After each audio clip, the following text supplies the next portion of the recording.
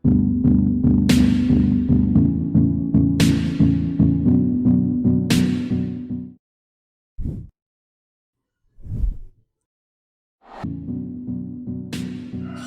bagi kita semua.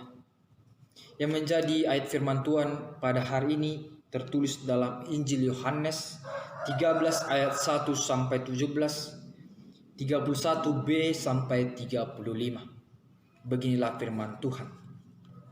Sementara itu sebelum hari raya Paskah mulai, Yesus telah tahu bahwa saatnya sudah tiba untuk beralih dari dunia ini kepada Bapa. Sama seperti ia senantiasa mengasihi murid-muridnya, demikianlah sekarang sampai kepada kesudahan. Mereka sedang makan bersama dan iblis telah membisikkan rencana dalam hati Yudas Iskariot, anak Simon, untuk mengkhianati dia. Yesus tahu bahwa Bapanya telah menyerahkan segala sesuatu kepadanya dan bahwa ia datang dari Allah dan kembali kepada Allah. Lalu bangunlah Yesus dan menanggalkan jubahnya. Ia mengambil sehelai kain lenan dan mengikatnya kepada pinggangnya. Kemudian ia menuangkan air ke dalam sebuah basi dan mulai membasuh kaki murid-muridnya, lalu menyekanya dengan kain yang terikat pada pinggangnya itu. Maka sampailah ia kepada Simon Petrus. Kata Petrus kepadanya, "Tuhan, engkau hendak membasuh kakiku?" Jawab Yesus kepadanya, "Apa yang kuperbuat engkau tidak tahu sekarang, tetapi engkau akan mengertinya kelak." Kata Petrus kepadanya, "Engkau tidak akan membasuh kakiku sampai selama-lamanya." Jawab Yesus, "Jikalau aku tidak membasuh engkau, engkau tidak mendapat bagian dalam aku." Kata Simon Petrus kepadanya, "Tuhan, janganlah hanya kakiku saja, tapi juga tangan dan kepalaku." Kata Yesus kepadanya, "Barang siapa telah mandi, ia tidak usah membasuh dirinya lagi, selain membasuh kakinya, karena ia sudah bersih seluruhnya. Juga kamu sudah bersih, hanya tidak semua. Sebab ia tahu siapa yang akan menyalahkan dia, karena itu ia berkata, tidak semua kamu bersih." Sesudah ia membasuh kaki mereka, ia mengenakan pakaiannya dan kembali ke tempatnya. Lalu ia berkata kepada mereka, "Mengertikah kamu apa yang telah kuperbuat kepadamu? Kamu menyebut aku guru dan Tuhan. Dan katamu itu tepat, sebab memang akulah guru dan Tuhan. Jadi jikalau aku membasuh kakimu, aku yang adalah Tuhan dan gurumu, maka kamu pun wajib saling membasuh kakimu. Sebab aku telah membersihkan suatu teladan kepada kamu, supaya kamu juga berbuat sama seperti yang telah kuperbuat kepadamu. Aku berkata kepadamu, sesungguhnya seorang hamba tidaklah lebih tinggi daripada tuannya, ataupun seorang utusan lebih tinggi daripada yang mengutusnya. Jikalau kamu tahu semua ini, maka berbahagialah kamu jika kamu melakukannya." Berkatalah Yesus, "Sekarang Anak Manusia dipermuliakan dan Allah dipermuliakan di dalam Dia. Jikalau Allah dipermuliakan di dalam Dia, Allah akan mempermuliakan Dia juga di dalam dirinya dan akan mempermuliakan Dia dengan segera. Hai anak-anakku, hanya seketika aku bersama kamu, kamu akan mencari aku, dan seperti yang telah kukatakan kepada orang-orang Yahudi, ke tempat aku pergi, tidak mungkin kamu datang. Demikian pula aku mengatakannya sekarang juga kepada kamu. Aku memberikan perintah baru kepada kamu, yaitu supaya kamu saling mengasihi. Sama seperti aku telah mengasihi kamu, demikian pula kamu harus saling mengasihi. Dengan demikian semua orang akan tahu bahwa kamu adalah murid-muridku, yaitu jikalau kamu saling mengasihi." Demikian firman Tuhan yang menjadi tema yang saya pada hari ini, yaitu kerendahan hati. Dengan perjamuan yang membaharui cara pandang dari perintah baru. Yang menjadi sebuah pertanyaan, yaitu apakah kita sulit untuk merendahkan hati kepada saudara-saudara kita? Bagaimana cara kita untuk merendahkan hati untuk saudara-saudara kita, untuk menolong, untuk membantu mereka yang lagi kesusahan? Bagaimana kita untuk merendahkan hati kita sebagai orang yang kedudukannya yang tinggi untuk membantu orang yang di bawah? Tak banyak pada realita zaman sekarang ini orang-orang yang pemimpin-pemimpin yang tinggi lebih banyak menindas para bawahannya. Ayat Injil Yohanes ini mengajarkan kepada kita bahwa kisah Yesus membasuh kaki murid-muridnya hanya terdapat pada Injil ini. Membasuh kaki ini dilakukan sebelum perjamuan Paskah. Tuhan Yesus menjadikan ini menjadi perjamuan malam makan terakhir bersama murid-muridnya. Karena Yesus tahu dia akan menderita dan mati di kayu salib untuk menebus dosa manusia. Dalam tradisi Yunani kuno, ini merupakan suatu hal yang melanggar aturan.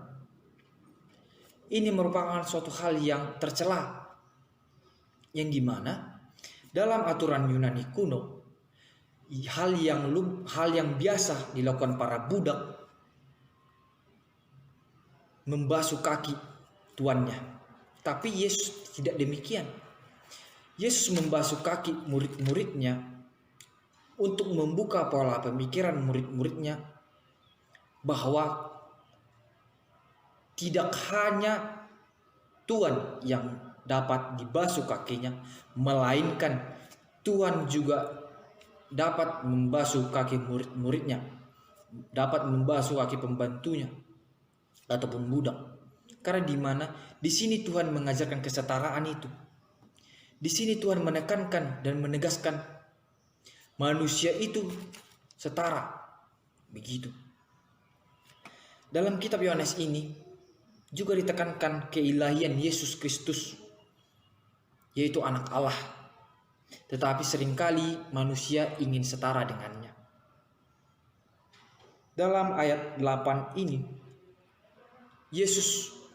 Petrus tidak mau dibasuh kakinya karena dia merasa tidak pantas.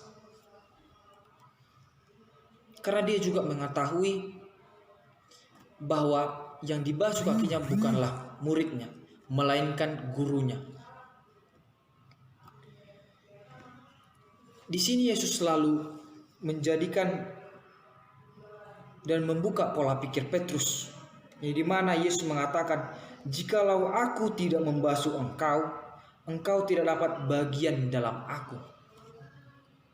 Yang menjadi landasan bagi kita, pembasuhan kaki ini merupakan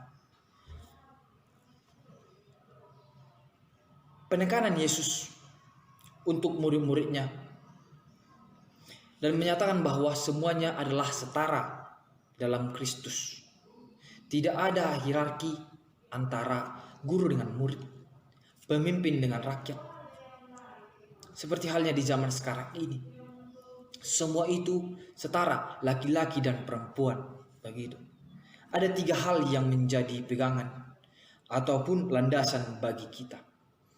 Dan arti dari pembasuhan kaki yang dilakukan Yesus kepada murid-muridnya ini, yang pertama yaitu demokrasi kasih yang sempurna.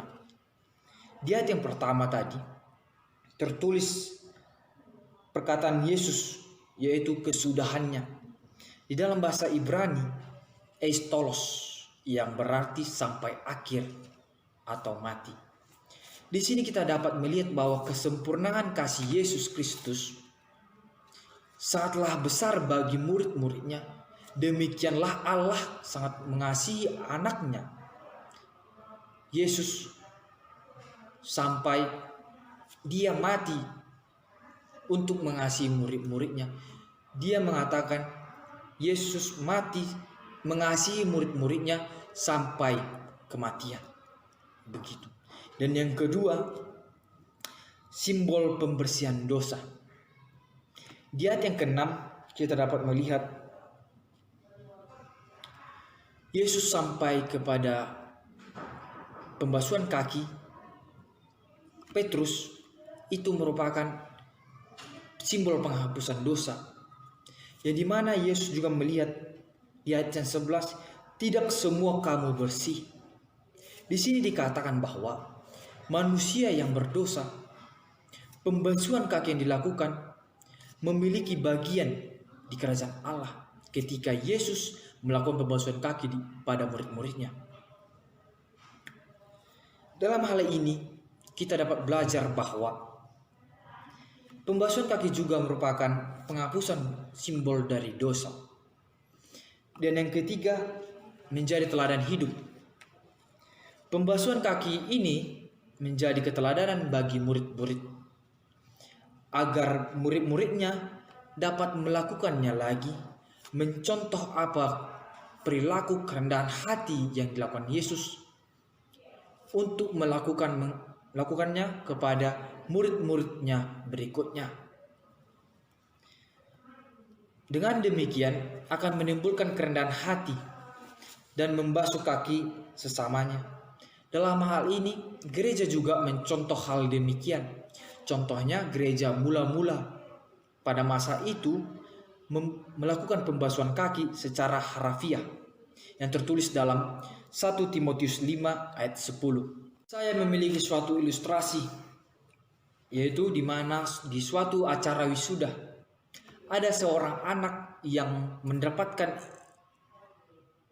prestasi yang baik, menjadi mahasiswa yang teladan, menjadi mahasiswa yang berprestasi di kampusnya.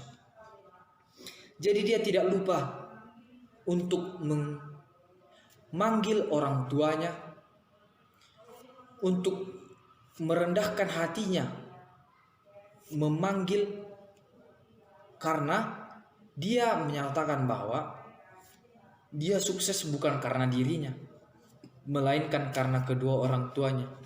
Begitu bangganya kedua orang tuanya menerima suatu penghargaan yang dari si anak tersebut. Anaknya mengatakan kepada rektornya dengan demikian, "Pak Rektor, saya sangat bersyukur mendapatkan mahasiswa teladan, mahasiswa berprestasi di kampus ini. Tetapi itu bukan karena kerja keras saya, melainkan karena kerja keras kedua orang tua saya, yang dimana kedua orang tua saya dari pagi sampai sore bekerja untuk mencari uang kuliah saya." Dia menyatakan seperti itu di dalam kata sambutannya dan memanggil kedua orang tuanya untuk mendapatkan penghargaan tersebut. Di sini kita dapat belajar bahwa pada masa sekarang ini orang yang memiliki kerendahan hati, memiliki niat untuk membantu, mengasihi, itu sudah semakin jarang ditemui. Karena seorang anak ini merupakan contoh bagi kita dan menjadi pembelajaran bagi kita untuk tahu bersyukur, dapat mengasihi, dapat merendahkan diri. Karena di zaman sekarang ini banyak orang yang sudah berada di puncak, tidak lagi memikirkan orang yang di bawah. Malahan orang kaya dapat menindas orang yang miskin. Pada masa sekarang ini banyak orang yang tinggi hatinya dengan apa yang dia miliki, seperti halnya kekayaan dan yang lainnya. Padahal apa yang terjadi semua itu hanya sementara. Hal ini seringkali terjadi karena apapun yang sudah membuahkan hasil yang memuaskan, manusia akan merasa sombong, manusia akan meninggikan hatinya karena perbuatan yang sudah dilakukannya, dan tinggi hatinya, kesombongannya, karena sudah memiliki segalanya dan tidak lagi memiliki rasa kasihan, rasa kasih, rasa kerendahan hati untuk menolong orang di sekitarnya. Ketika kita merendahkan hati di hadapan Allah dan sesama kita dapat melaksanakan tugas panggilan kita untuk saling mengasihi dan melayani dengan sepenuh hati. Melalui firman Allah ini, kita diajarkan bahwa merendahkan di hati kita demi melayani orang lain adalah kunci demi mengikuti Yesus Kristus, Sang Juru Selamat yang hidup, untuk mempermuliakan namanya. Dengan demikian, kita dapat saling mengasihi secara tindakan yang dilakukan Yesus Kristus, menjadikan kita menjadi teladan bagi orang sekitar kita. Demikianlah firman Tuhan. Sekian dan terima kasih.